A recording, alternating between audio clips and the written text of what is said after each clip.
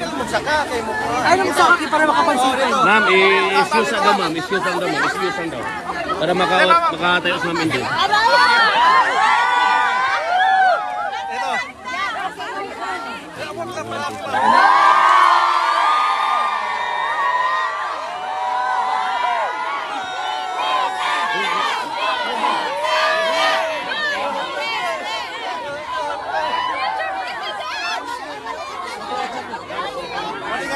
James, ang Mike James.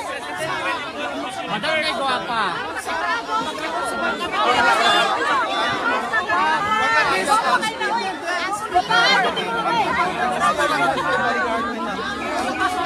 Kasi unang live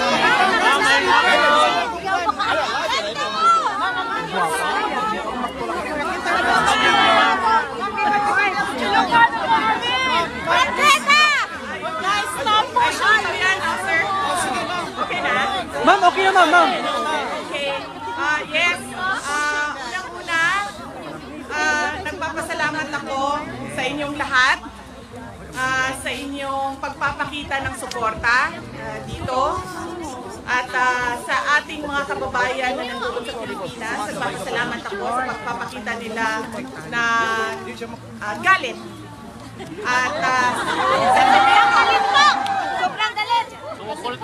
Sa nangyari kay President Duterte, sa nangyayari sa ating bayan. Napakahalaga yung pagpapasalamat ko sa mga dasal ninyo. Madami ang nagdadasal at malaking tulong yon ang dasal dahil nagbibigay yon ng lakas ng loob sa lahat ng pinagdadaanan ngayon ni President Duterte. Pangalawa, madami sa inyo ang hindi nagtrabaho ngayon.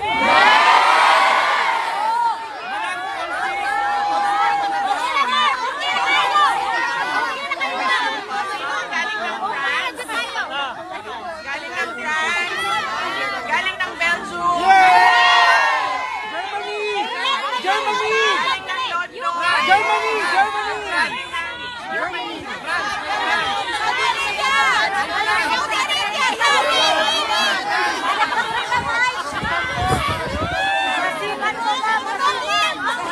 Ayong mga seaman natin. Mabuhay kayo, sir. Meron pang galing Amerika. At kanina, meron akong nakausap na maliit na grupo dito, kaninang umaga. Sabi ko sa kanila, napakahalaga ng inyong mga trabaho, kaya huwag ninyo pabayaan. Euro is nothing without our ex-president!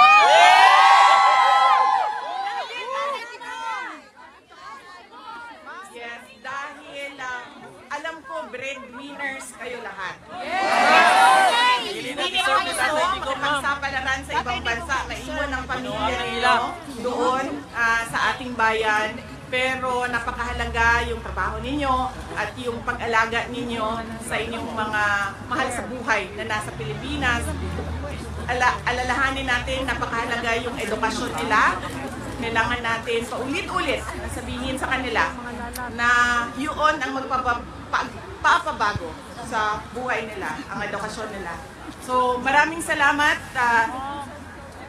dahil it is heartwarming na kahit mawalan kayo ng trabaho, mawalan kayo ng sweldo sa isang araw, mabawasan ang inyong leave. Pagalitan ng mga asawa. At meron pa sa inyo ay nakapag-absent kahit wala ng leave.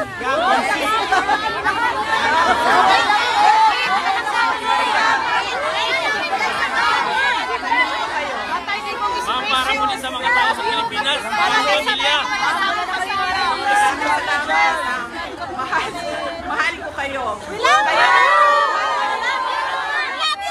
Kaya meron po kaming imbitasyon sa inyo, paanyaya sa inyo na tayo ay magsama-sama sa March 23. Sabi po ng mga tiga-Netherlands ay Sunday po yan.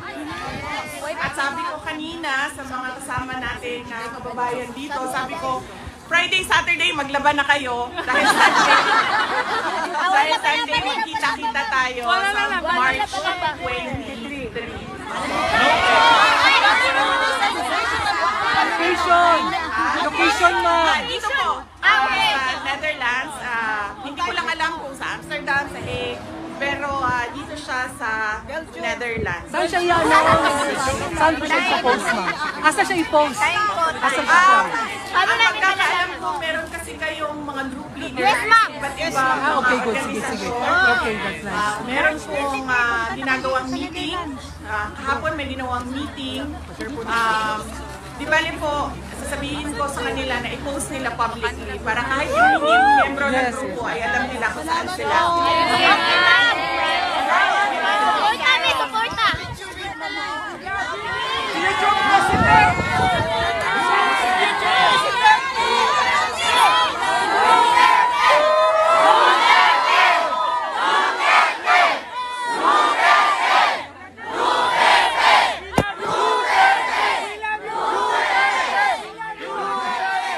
At kahit umuulan ay hindi kayo umaalis.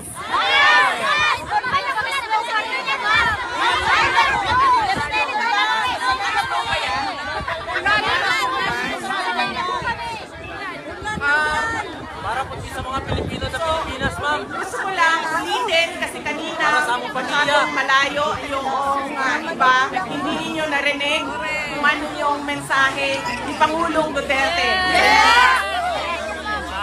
Sabi po niya, dahil sinabi ko, madami ang nasaktan. Madami ang umiiyak.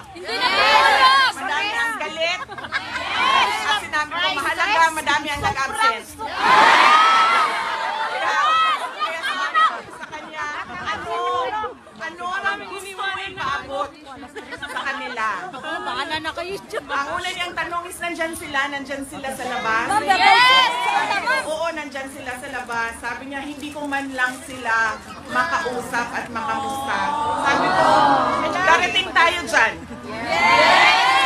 Pero sabi ko, ibigay mo muna ngayon sa akin ang mensahe mo para sa kanila.